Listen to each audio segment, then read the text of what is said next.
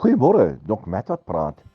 As ons by mense kuier en ons kom aan by hulle, dan weet ons dis die tyd wat ons opgedaag het. En dan kom daar 'n tydperk wat ons sê, dis nou tyd om te gaan. En dan sê ons totsiens en ons gaan. Maar in die werklike lewe, ons lewensdraad, ons weet nie wanneer daai tyd verby is, wanneer ons moet gaan. Gaan na ons ewige tuiste nie. Enige tyd kan dit gebeur. Enige oomblik kan dit gebeur. Ag, en as ek net rondom my kyk hierdie laaste week, hier rondom ons het dit gebeur. 'n Klompie van ons vriende, een van ons mense in die gemeente moes hulle dogter begrawe, iemand het 'n tannie begrawe, iemand het 'n beste vriendin begrawe, en dit was sommer net 3 hierdie week gewees. Iewers gebeur dit, dat u lewensdraad geknip word, en nou die groot vraag, waarheen gaan ek? Wat gaan gebeur?